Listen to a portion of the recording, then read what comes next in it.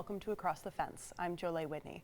We recently came across this image making its way through various social media channels, and it got us thinking about what does peak foliage mean exactly? Is there a formula or an equation that scientists or meteorologists, more likely, use to determine peak foliage? Is one person's peak another person's regular Tuesday? And to talk about the changing seasons, we've brought in an expert, UVM Extension Assistant Professor of Forestry, Ali Kosiba. Thank you so much for coming in and talking foliage. Thanks for having me. Now let's not beat around the bush, or sugar bush, maybe I should say. What is peak foliage? You're right that it depends on individual definitions. So some folks define it based on the amount of color, right? So we have two variables when we talk about foliage. It's development of color, how much yellow, orange, red has developed on the hillside, but then also how many leaves are left on the trees. So some people combine those, some people just look at color. So it really, really depends. Personally, one of the ways I know that peak has happened is when it's passed, right? So you wake up the next day, you look out on the hillside, okay, there are fewer leaves, or it just doesn't look as vibrant as the day before. You've passed peak. It's a very ephemeral process that we see in our trees. So when does peak? So I love that sign because it's one of my favorite questions at this time of year. When will peak happen? Does it happen on a day or in a couple days? And we really don't know. It depends on where you are in the landscape. And one of the complexities is we have so many different tree species in our forest. We have, depends on how you count, if you count small trees or large trees, but we have over 50 species of trees in our forest in Vermont. And so that creates this beautiful mosaic. Each individual species sort of goes through this process at different timing. They develop different colors. And then even between two sugar maples, they'll look really different. You could have two sugar maples growing right next to each other. They might go through different timings of when they start this process and also development of color. So it's a really, really cool phenomenon that we get to enjoy and appreciate in our forests. It's a very exciting time of year. We're going to dive into some of those variables in a minute, but Sure. kind of as you were saying, when it comes to foliage, you almost don't know what you've got till it's gone. Absolutely. But is there like a range for how long peak usually lasts, or is that again up to the viewer? It is up to the viewer where you are, but it's also up to the weather. Every year is going to be a little bit different, the timing of when it starts and how long it lasts. What colors develop is really variable. There's a lot that goes into this process. So, trees are really responding to shortened day length at this time of year, cooler temperatures. They're getting ready for winter. This is what we're seeing. We get to observe this beautiful phenomenon, but it's really this amazing process, physiological process that's happening in the trees, that they are preparing for winter in the dormant season. And so there are other variables, how much rain we get through the growing season, how sunny it is this time of year, that can all affect the color and also the timing. So it's, widely variable. And one of those variables that kind of plays in a little bit is location. Absolutely. Sometimes you'll go up to the Kingdom and it'll be to you peak foliage, and then you come back to the Champlain Valley and it's maybe just beginning. So what's Right. that difference? Right, so those two variables, day length and then cool temperatures. So you're going to see that happen mostly up north and then higher elevations. So the foliage will progress from north to south and then from high elevations to low elevations. And that's just because of cooler temperatures in those locations. And as you go north in our state or up into Canada, they'll start the foliage process sooner than we will.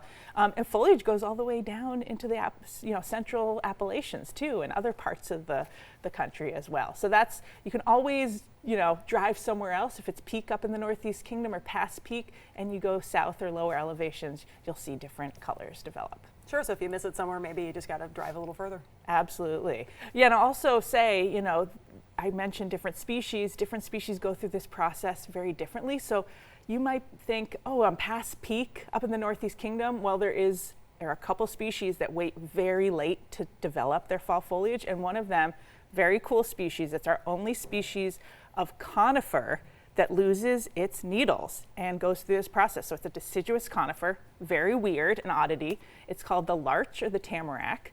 So it has needles like a pine tree, very small, and it loses them for the winter, and it turns a beautiful golden color, and it happens much later than our other broadleaf deciduous trees. And so if you're up in a place that's past peak for other species, the maples have lost their leaves, the larch are likely still going through the process. So go to wetlands and cold spots to look for larch. Sure, not to speak for the Mad River Valley, but I know I've seen a good amount of them there, so Yes. definitely something to keep an eye out Yes, for. A little absolutely. hint, hopefully, if somebody's looking. Yes.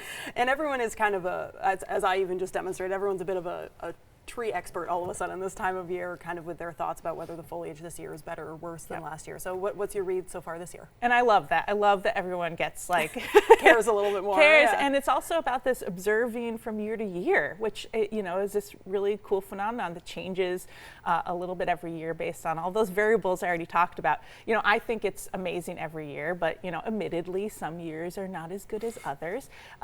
We are set up to have a pretty good foliage year. We had a good growing season. Ample moisture, but also good sun. We see that with vegetable crops. It was a pretty good year for those. So it translates similarly to other plants. The trees had a good growing season.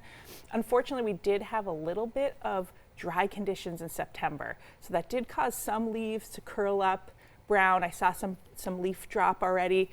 Luckily, we got some rain just in time, so we are seeing good color development. But because of the diversity of our landscape in Vermont, there's always going to be good places to find good color. So if you're in one place that looks a little drab, go somewhere else, and you're likely to find some vibrant oranges and reds and those sort of things. Yep. And when you're out looking for a good place to spot foliage, I'm sure you must be an expert. What's your favorite place to look? Well, that's again a great part about Vermont. There's so many different spots. We have 3/4 of our state is covered in trees, so it's pretty easy to find trees and forests. But certainly places that I really like the reflection of foliage in water. So anytime you can find a lake or a pond, Waterbury Reservoir is a great spot for that. You can drive right up to it, so it's pretty easy to get to.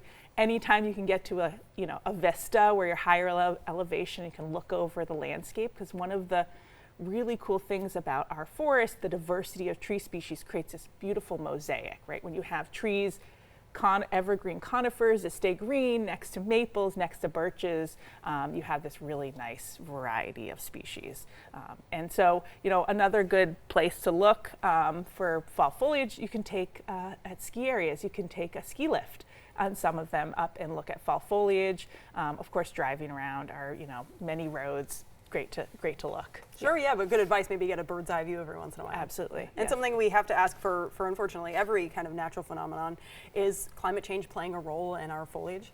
Yes, I'm very concerned about the impacts of climate change on the health of our tree species, and that will be reflected in fall foliage, because again, I mentioned fall foliage is a physiological process that is showing the trees are preparing for winter.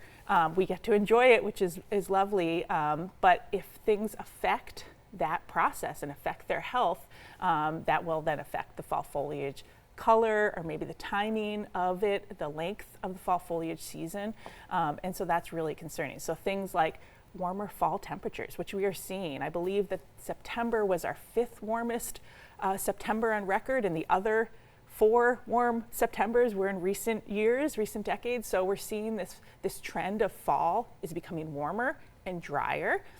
Droughts are another thing that can affect fall foliage. And then we can also see too much rain can affect fall foliage. And we had this happen last year. Very rainy, as probably many people remember. And we had a lot of fungal diseases develop on leaves because they just stayed wet for a very long period of time. And so we saw the leaves were a little bit drab in color, they're brown, and they dropped a little early on some species like sugar maple. And of course we had flooding last year and we had it again this year. So if someone's looking out their window and they're not seeing the colors they expect, could that fungus play a role? Absolutely. Places where soil was saturated for a long period of time, so in low-lying areas, absolutely, that's not always good for every species of trees. Don't like to have saturated soil, so that could have affected things. It really depends. Each species has a different progression of fall color and development, and so there's many things that can sort of affect it from year to year. And I know I'm always excited to see kind of the first tree of the year change, but does that mean maybe the tree's not necessarily healthy if one in my yard is going too early? It totally depends. We can have individual genetic differences in trees that they can start earlier. It can be a sign of stress. Really, this is a process of the tree trying to recycle a lot of nutrients and important materials in the leaves before they shed them. They don't want to keep the leaves on too long that they get damaged by ice or snow, and so they're frantically recycling all this material, and so it can be a sign that tree is just starting that process earlier. If it happens, you know, year to year, could be just part of what that tree does and how that tree operates. But it's not necessarily a sign that it's unhealthy. You'd see other impacts of poor health, which would be something we call dieback, which means there's no leaves on the top of the tree. And if you see that happening, that's a sign that that tree might be unhealthy. Yeah, good advice, good thing to keep in mind. Yeah, absolutely. And how about, we kind of talked a bit about the differences between different types of trees, but how about if I see two of the same trees that have very different leaves? What can be the contributor for that? Yeah, just genetic differences between those two trees. There's actually been studies here at UVM and the Forest Service that looked at trees growing, sugar maple growing all next to each other, and they have different timing of fall foliage and different color development. So it's really variable. There's just each individual tree is different. You can certainly have site differences. So if you have a tree growing in one location, the other, soil can play a difference, and other impacts like that based on the site. But it's really this amazing phenomenon. There's a lot about it. We don't know exactly how individual trees respond, but it's this great thing we get to enjoy and watch this process. There's not a lot of processes in nature we can see basically happening right before our eyes, these trees preparing for winter.